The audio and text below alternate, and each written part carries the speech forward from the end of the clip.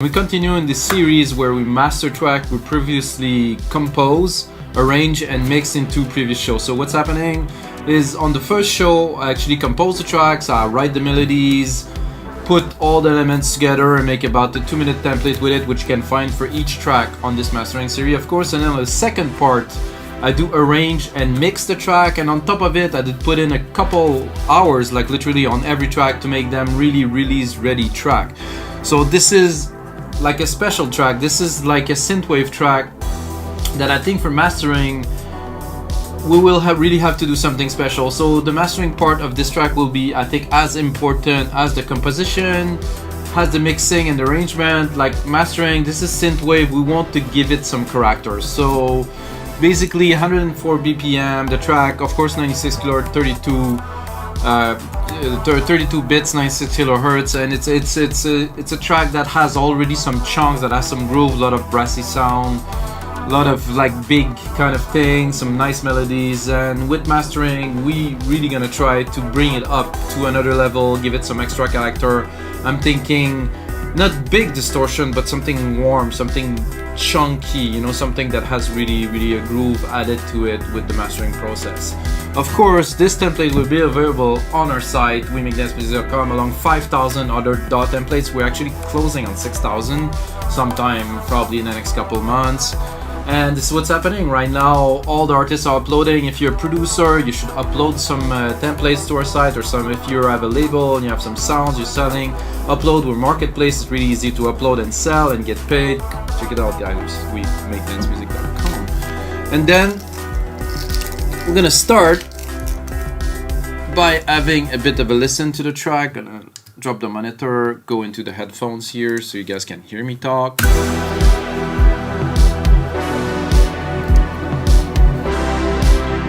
So it is synthwave, but it is breakbeat based. It's not a 4/4. I want it to be a little bit, you know, let's call it original.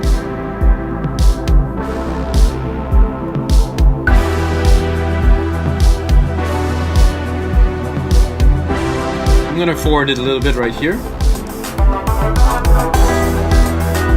I missed this lead here, so let's listen.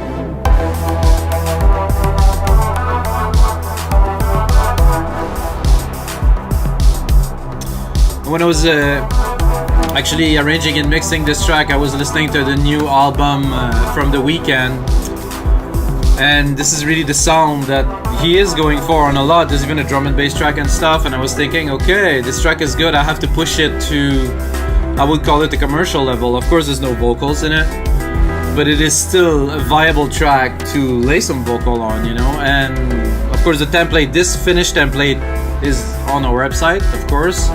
And the first part where I actually just composed is also on the website for only $5. So let's bring it forward a little bit. This is the second melody. This is actually an 808 bass, like a big thump that I play in the higher level, and this is what it is. It's just a big, like, clean sine wave. Recorded and played that in real time in the original episode of this. So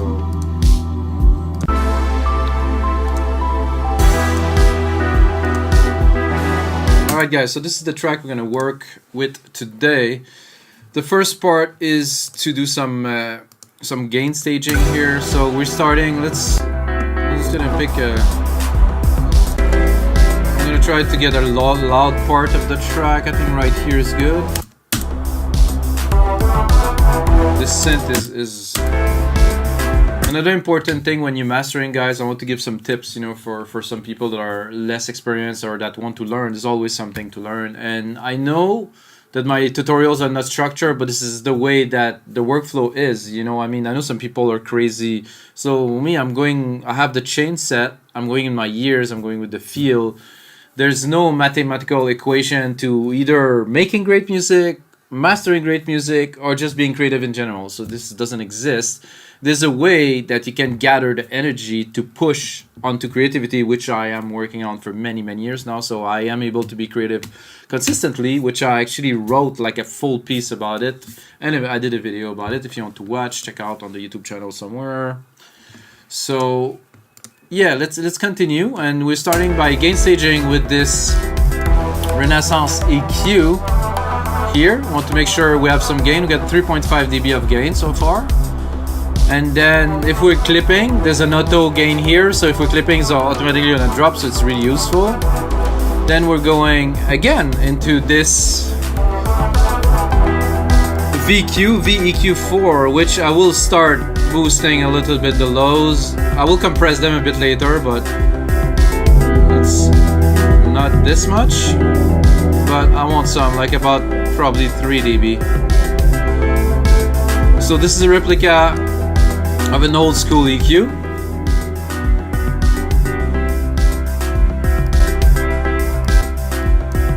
So the way it is altering the frequency is completely different than other EQs, so I also use it for phase. A bit loud here.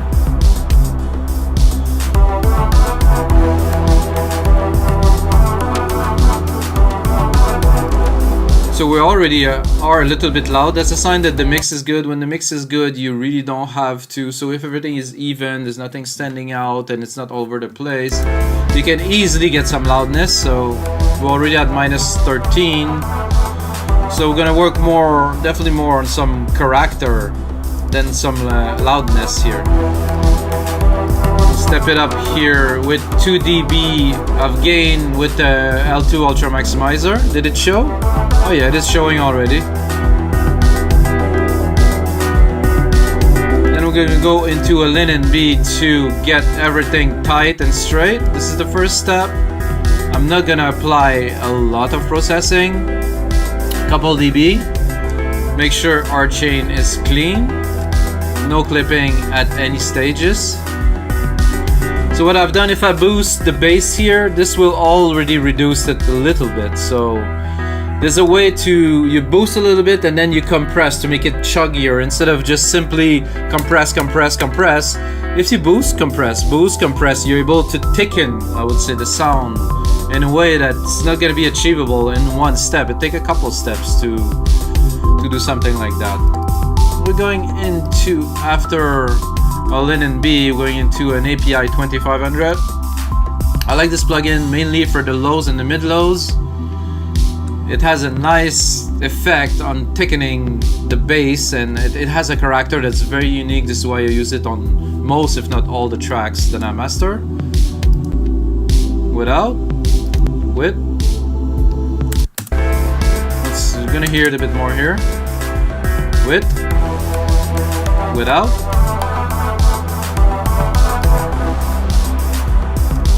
It's somehow this doesn't touch so much of the top end, while the SSL channel main compressor will alter, like the whole track seem to be more glued. This one, more of the low end.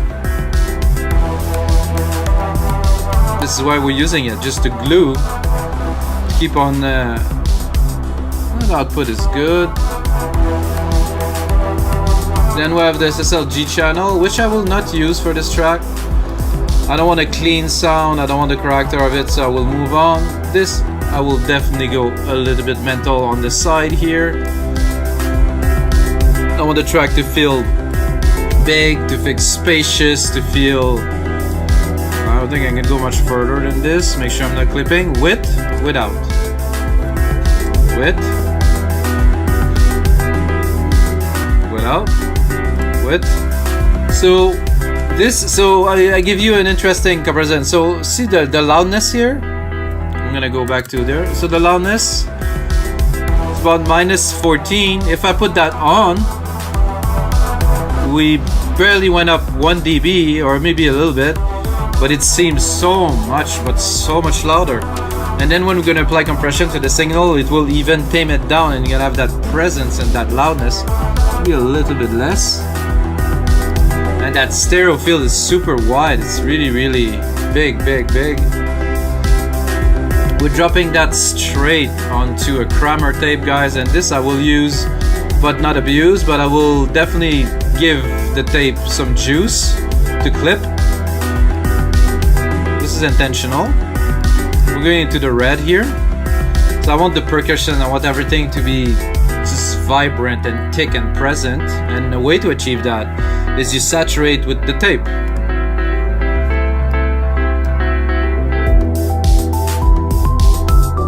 That also creates some harmonic distortion in a lot of the frequency, including the lows, the mid, the highs, and it just, I don't know, this is what makes some track really shine. And even knowing that we have this loudness now and this presence already in the track, we still have 13 dB of gain to go. So I want on average around -10, like the other track that I'm mastering for this compilation, EDM session, be out on Beatport. They all go around -10, so I want to keep this, and we're going straight into an SSL comp, which we will use, you know, not abusively, about 4 dB, 3-4 dB of compression.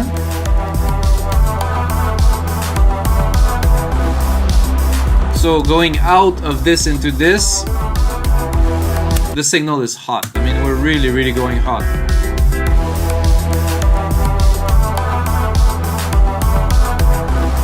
You can hear it's compressed. I mean, there is some chunk into this signal. I like it. Then I'm not sure if I will use this for this particular track. We're gonna give it a try. I don't think it's necessary at this point, but we're gonna give it a try.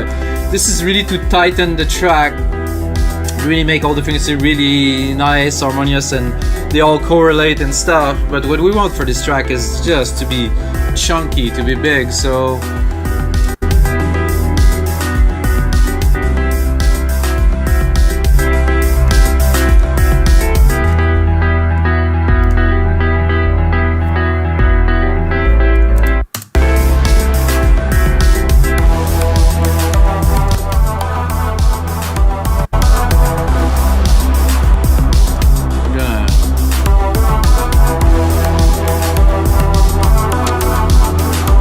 I'm gonna use it ever so slightly, so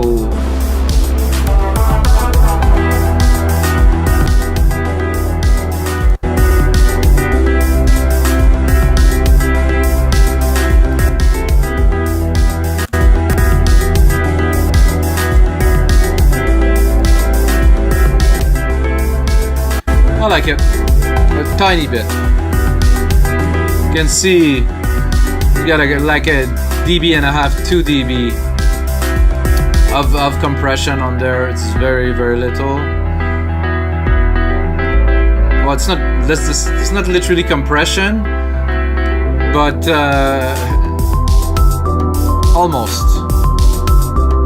Okay, and then we finish this mastering chain with the granddaddy or the grandmommy, the L316, to have you know, commercially, you know, acceptable loudness, and all the track will have about the same loudness. Like I said, it's about, for our track, about -10. So I don't want to push it too far. I'm gonna bring it up already.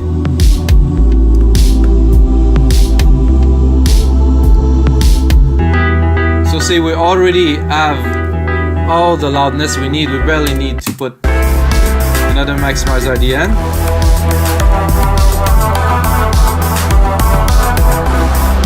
Leave it barely too.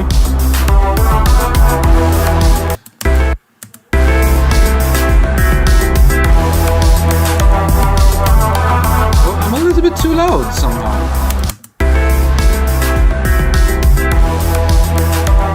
So I was still gonna give it 1 dB, 1 and 1.2, because I like this thickening,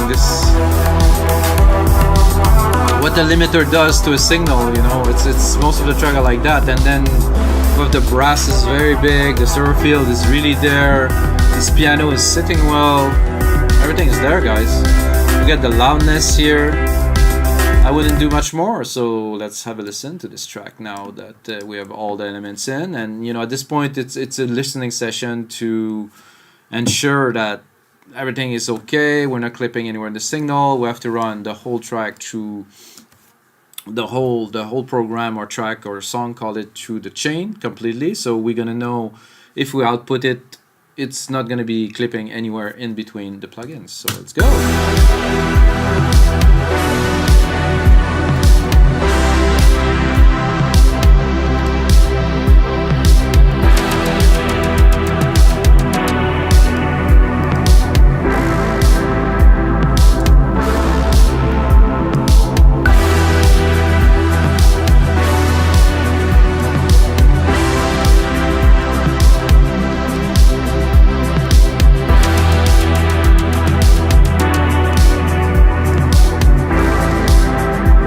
I'm keeping the plugin that can clip. The other ones are not gonna clip, so.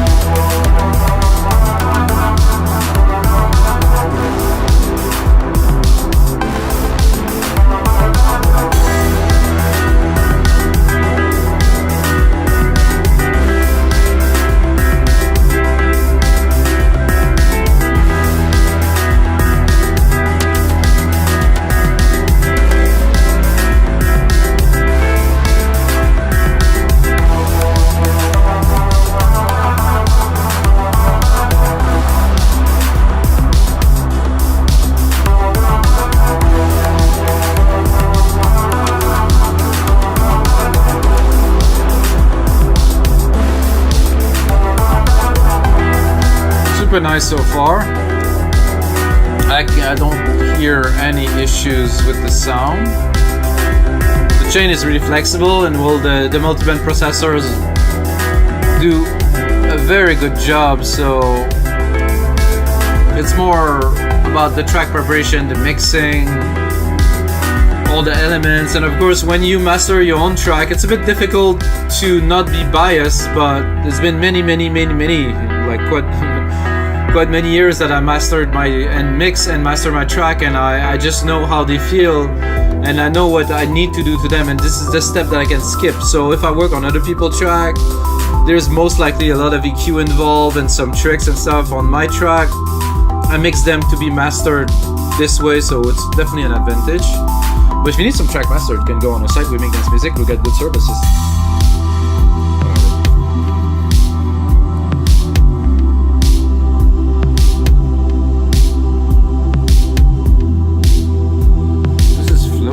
I like it.